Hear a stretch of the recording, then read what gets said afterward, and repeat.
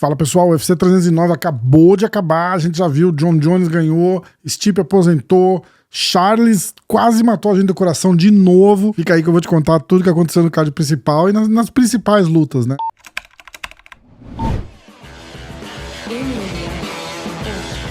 Pessoal, já sabe, né? Deixa a curtida no vídeo. Se você tá vendo esse vídeo pela primeira vez e não tá inscrito no canal ainda, considera se inscrever, ativa o sininho de notificação e deixa o like. Comenta muito. Eu leio tudo que vocês escrevem, eu respondo a grande maioria de vocês de volta. Então é isso, sempre precisando desse empurrãozinho. Vocês me zoam quando eu falo isso, mas é verdade. O canal precisa muito desse empurrãozinho que vocês dão aí. O canal precisa muito desse empurrãozinho. Então eu sou muito grato a vocês. Eu sempre gosto de não só pedir o like, mas de agradecer o like que vocês deixam aí também, porque ajuda muito, tá bom?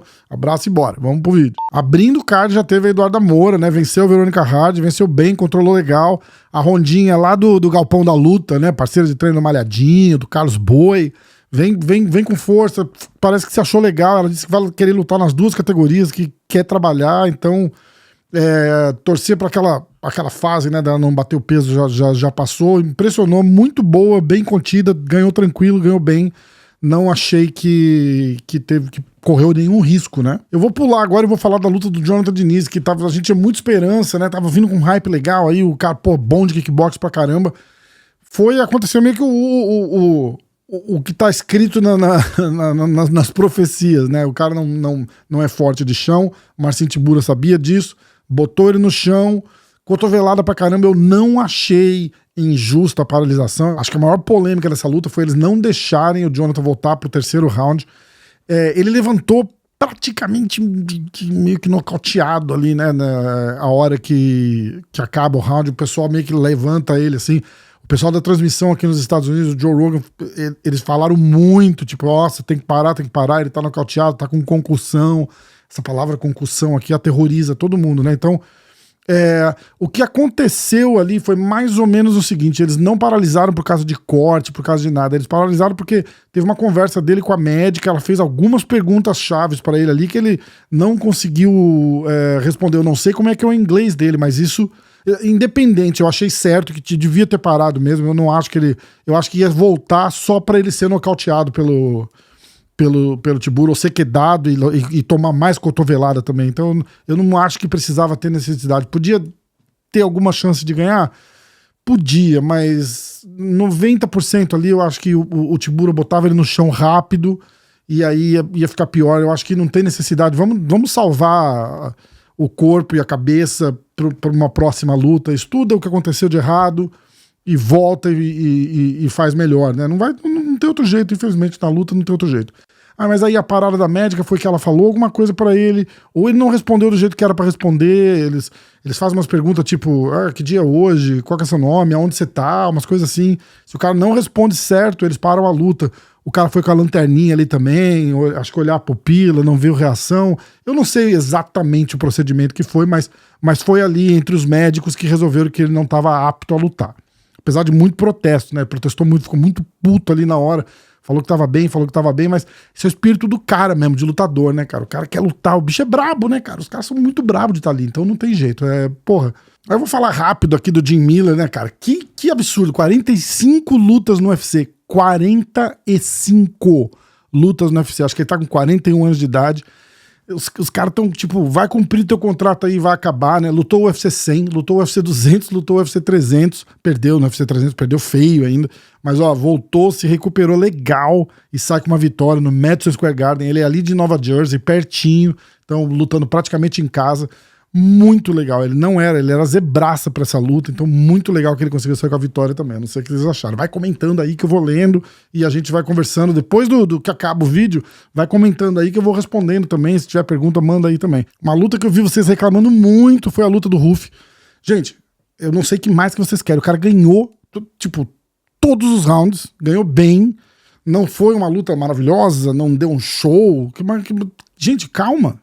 Tem paciência com o cara, tipo, lutaram peso casado, o outro cara lá praticamente não cortou peso pra lutar, o que eu acho uma safadeza, na verdade, né, porque, tipo, o cara combinar um peso porque tá pegando a luta de última hora, eu até entendo, e o Ruff também provavelmente entendeu, porque ou é isso ou ele não luta, né, Mas aí o cara chega na hora da pesagem, nem o peso combinado acima da categoria ele consegue bater. Então, porra, isso daí é foda. Mas você viu que o bicho era resistente, né? E uma coisa que eu acho que faz muita diferença, e eu vou falar isso de um jeito delicado, porque eu não quero dizer que o Ruff não queria mais que ele.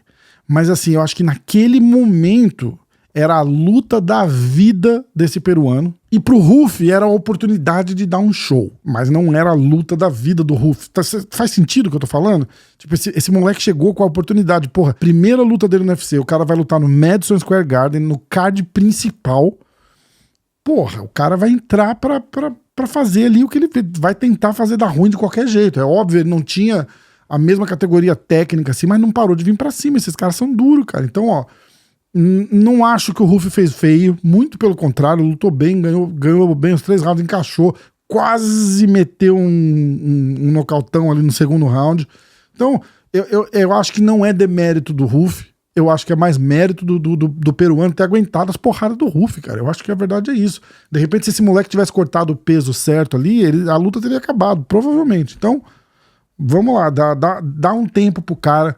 O hype é legal, mas não usa o hype contra o cara. Entendeu? Tipo, pô, não tá na hora ainda. O cara fez uma luta no UFC, pô, dá uma moral pro cara. Aí a gente tem a luta da Karine contra a Vivi. Karine era favoritaça. Puta, eu amo a Karine, já fui no corner dela, segurando o baldinho lá, feliz da vida. Essa luta eu não consegui ir.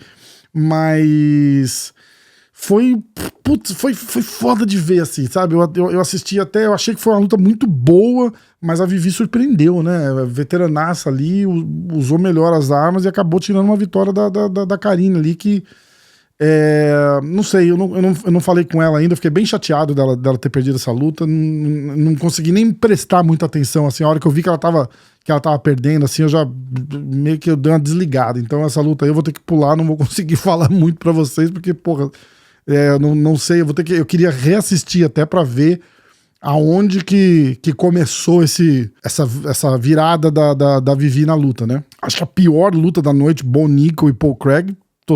Tô falando bobagem? O que vocês acharam dessa luta aí? Muito receoso, o Bo Nickal fez assim o suficiente pra ganhar. Quando dois caras, o Parrumpinha falou, né? 2 caras muito bons de chão, a luta não fica no chão, né? A luta fica em pé. Então, quem dos dois ali trocou melhor? Os dois tem trocação nota 3, né? Então, puta, foi foda de assistir. Essa luta foi complicada. Vitória do Bo Nickal aí, continua invicto. Pô, o Craig não fez nada também pra conseguir vencer. Você tá vendo que você vai perder sem fazer nada. Tenta alguma coisa, né, cara? Eu sei que é fácil falar sentado aqui e tal, mas, porra, tenta alguma coisa. E aí a luta que eu acho que era o main event do brasileiro, que era a luta do Charles com o Chandler. A gente morre de preocupação quando o Charles luta, né? Porque é sempre na emoção, né? Eu tava durante a live ali assistindo o comentário de vocês, era muito bom, cara. Os caras, você tem que ser na fé mesmo, né? Quando parece que vai dar tudo bem, chega aquele 5º round lá e você vê assim a vitória escapando assim, e o Charles conseguindo segurar pelo um fio assim e trazer de volta. Charles 10-8 talvez no segundo round, no terceiro round, no 4º round, dominou o Chandler assim, mas fez de gato e sapato, não conseguiu a finalização. Chandler se defendeu do jeito que deu dedada no olho, segurou luva e se defendeu. O cara foi lá para se defender praticamente, né? Não tem contra-ataque para as tentativas de finalização do Charles. Ele não tentava nem escapar, ele só segurava pra não deixar ele ser finalizado. O que ele fez na luta foi isso. E aí o Charles fez no 5º round tudo que não era pra fazer, que era parar na frente do Chandler e começar a trocar porrada. Não faz sentido um negócio desse. Levou uma porrada, balançou, sentiu. O coração da gente vem na boca e, puta, graças a Deus deu certo. Charlinho venceu. E esperar. Agora é a hora de esperar. Senta a bunda lá no Guarujá e vamos esperar ver o que vai acontecer com Arman Tsarukyan e Islam Makhachev. Essa luta vai acontecer em janeiro. Se o Islam ganhar, o Charles é o próximo. Se o Islam perder, provavelmente vai ter uma revanche imediata. Então aí vai ter Arman e Islam de novo, aí mais pro meio, sei lá, agosto, setembro, talvez, outubro em Abu Dhabi, provavelmente. E o Charles tem que esperar. Não pega luta nenhuma, fica sentadinho ali no número 2. O Charles é o número 2. Quem cagar no Charles é ridículo, vocês não podem fazer isso. O cara é o número 2 do mundo. Tem que esperar pra lutar pelo cinturão. Não tem outra luta pro Charles fazer agora, a não ser a luta pelo cinturão. A gente vai descobrir em janeiro se vai ser com o Islam ou se vai ser com o Arman. Se o Islam perder em janeiro, vai ter a revanche, provavelmente só em outubro, porque aí já tem o Ramadã, acho que em março, ele não vai fazer nada em fevereiro, ele não vai fazer nada em março, ele não vai fazer nada em abril, não vai fazer nada em maio. Aí junho, julho, os caras não vão botar ele pra lutar, talvez semana de luta, né, aquela semana de junho, de julho, né, acho que em Las Vegas, de repente pode ser, mas eu não acho ainda. Eu acho que seguram o Islam lá para outubro, se ele perder, para fazer essa revanche. Se o Islam ganhar, a história é a mesma. É lá em Abu Dhabi, o Islam campeão agora. Eu não sei se o Charles vai ter a opção de falar que não quer lutar lá. Eu acho que pra gente o melhor cenário é o Islam perder, faz a revanche imediata contra o Arman em Abu Dhabi lá em outubro. Aí quem ganhar aquela luta, luta com o Charles, aí janeiro ou fevereiro de 2026. E o Charles senta a bunda em 2025, descansa, vai andar de cavalo, vai plantar alface no sítio dele lá, curte o filhinho novo recém-nascido e curte, só curte o ano, pelo amor de Deus. Eu sei que é um ano parado, mas é a única chance que a gente vai ter de disputar o cinturão. Então é hora de usar a cabeça e esperar a oportunidade, sem pegar a luta maluca por aí para não ter risco, e vamos focar no cinturão, beleza? Então tá, só ouviu, né? Como se eu mandasse alguma coisa, né? Aí vamos falar da luta principal, Jon Jones e Stipe. Jones super favorito, acho que pouca gente achava que o Stipe ia ganhar, apesar de o Stipe ter chance de ganhar, a trocação do Stipe era muito bom, mas eu acho que esses quase 4 anos parado fizeram muita falta, o Stipe tava lento, tava sempre no shape, o cara sempre tá no shape, esses caras estão treinando, tá? Quando a gente fala que o cara tá 4 anos parado, o cara não tá comendo pipoca 4 anos, né? Ele tá treinando, ele não tá lutando, é diferente. Mas aí, de novo, né, o Jon Jones mostra um QI de luta, um negócio absurdo, né, o cara não desperdiça golpe, cada golpe que ele acerta é pra machucar, pra minar o cara, ele amassa o Stipe no primeiro round, cotovelada, ground and pound pra cacete, bota no chão, amaciou a carne ali, né, aí no segundo round, vai ganhar do cara na trocação ali, maneirinha, eu tava assistindo com o Parrumpinha, né, o Parrumpinha falou, pô, ó, amassou no primeiro, controlou no segundo, deu uma respirada de volta, né, porque deu uma cansada no primeiro round, pô, o ground and pound por cima ali, o Stipe fazendo força pra sair, ele fazendo força pra ficar e batendo, cansa também, né, pô, não é só o cara que tá por baixo que cansa. E aí no segundo round ele dá uma recuperada, dá uma trocaçãozinha, ganhou o segundo round também. E aí, terceiro round ele vem pra aniquilar, né, o Stipe vai diminuindo a barrinha de energia dele e o Jones consegue repor ali no segundo round, e aí você vai vendo, é show de maldade nos golpes, né, cada golpe que ele dá tem uma função certeira, vai minar o cara pra poder finalizar a luta. Aí dá um chute rodado lindo, enfia assim, metade do pé dentro das costelas do Stipe, o Stipe desaba, acabou. Agora vem o final. Stipe confirmou, tá fora mesmo, aposentou. Joe Rogan perguntou, e aí, o que você vai fazer? Ele falou, não, parei, acabou, chega, vou pendurar as luvas hoje. Não luta mais o Stipe, já foi. O Jon Jones, não. Como a gente já tinha falado, assistir o Jon Jones hoje foi assistir aquele Jon Jones de 10 anos atrás. Não esse último Jon Jones aí que tava praticamente entediado com a categoria e fazia o básico pra segurar as vitórias, né? Mas aquele Johnny das antigas que procurava a vitória, que ia caçando o cara assim, tipo, porra, o que eu vou fazer agora pra te machucar do maior jeito que eu conseguir? Esses chutes que ele deu ali no estômago, no fígado, no suplex, como é que chama essa porra aqui? Do Stipe, é um negócio absurdo, né? E o Stipe sentiu isso daí no primeiro round, e o Jones viu aquilo lá, puta, é um negócio de louco assistir o cara. E eu não tô puxando o saco aqui, não. Eu sempre gostei do cara. Se vocês assistem meus vídeos, se vocês já viram o podcast da segunda-feira, eu sempre falo, o cara é o GOAT, não tem igual, não tem maior, não tem melhor. Pode debater aí. Ninguém fez melhor, ninguém é maior do que o cara. Não tem jeito, não tem. Enquanto esse cara existir e falar, eu estou lutando, eu vou lutar o ano que vem, ou no outro, não dá pra ter. Eu concordo 100% com o Dana White. Não tem cara maior que o Jon Jones, nem melhor que o Jon Jones. Eu queria saber o que vocês acharam dessa luta. Aí a grande surpresa no microfone, o Jones pega e fala, né, olha, não vou me aposentar, vou sentar com o Dana White, vou sentar com o Hunter, e a gente tem umas negociações pra fazer, mas eu acho que eu devo continuar, e de repente eu vou fazer a luta que vocês querem ver. Aí sinalizando que provavelmente vai rolar uma defesa de cinturão contra o Tom Aspinall. Eu não sei, eu sou muito fã dessa luta dele com o Poatan. Eu queria muito ver essa luta, porque eu acho que, apesar de eu não gostar dessa luta pro Poatan, eu acho que é um estilo completamente. Eu não acho que o Jon Jones faria com o Poatan o que ele fez com o Stipe, por exemplo, de querer trocar porrada. Você viu que vocês viram? O Jones é notório por fazer isso, querer ganhar do cara na arte do cara. Só que com o Stipe ele não arriscou tanto assim, se vocês pensarem, porque ele amaciou o Stipe, assim, ele acabou com a confiança do Stipe ali no primeiro round. E aí no segundo e no terceiro round ele só foi cercando pra dar o bote, que foi o que ele fez no terceiro round. Com o Poatan eu não acho que ele faria isso. Com o Poatan eu acho que seria uma réplica da luta com o Cyril Gane. Ele vai botar no chão e vai tentar acabar a luta no primeiro round. Eu não acho que ele troca porrada com o Poatan.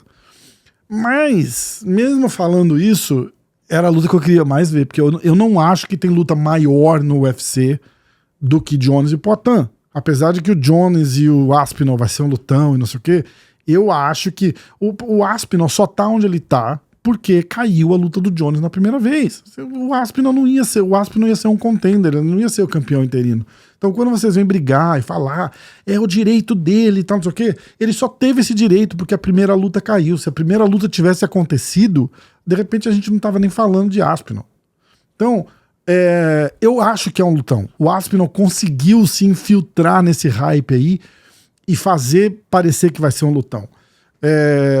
Eu não sei vocês, mas eu não acho que vai ser uma luta tão fácil, igual todo mundo tá falando, não. O Aspinall vai atropelar o John Jones, o Aspinall vai matar o John Jones. Eu não sei não, cara. Vocês viram o John Jones, o QI de luta desse cara é absurdo, Eu acho que ele senta, ele estuda o Aspinall do jeito que tem que fazer. E eu não acho que é uma tarefa tão fácil pro Aspinall assim, não, de verdade mesmo. Independente do que acontecer, se ele for lutar com o Aspinall, se ele for lutar com o Poatan, de repente ele luta... O problema é o seguinte, se ele luta com o Aspinall e perde, a luta com o Poatan cai. Então, o que faria sentido era ele lutar com o Poatan, porque ele tem mais chances de ganhar. Se ele ganha do Poatan, aí tem o Aspinall. Se o Poatan ganha do Jones, tem o Aspinall, certo?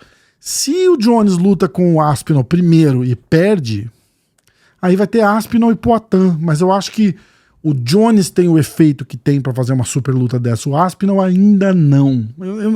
Aí eu não sei, eu vou precisar pensar um pouco melhor sobre esse assunto.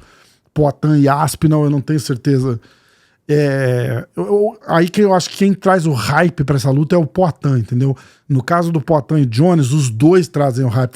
Eu vou ter que parar e pensar um pouquinho melhor, porque eu não sei se vocês sabem, né? Mas eu não escrevo porra nenhuma pra fazer esses vídeos pra vocês aqui. Eu sento aqui e desembesto a falar o que eu acho. Eu quero saber o que vocês acharam do card, qual luta que vocês gostaram mais, o que vocês acharam da luta da Karine, o que vocês acharam da luta do Bonico, o que vocês acharam da luta do Charles e o que vocês acharam da luta do Poatan. Escreve uma a uma aí pra mim. E é isso, eu vou respondendo vocês aí no chat. Muito obrigado, valeu demais. Não esquece de deixar o like no vídeo, não esquece de se inscrever no canal. E segunda-feira tem podcast com o Parrumpa, a gente vai falar de tudo de novo. O Durinho volta, o Durinho tava lá em Nova York, ele vai contar pra gente tudo que ele viu em primeira mão lá no evento. E é isso, tá bom? Um abraço pra vocês, valeu sempre, muito obrigado. Um grande abraço, até a próxima.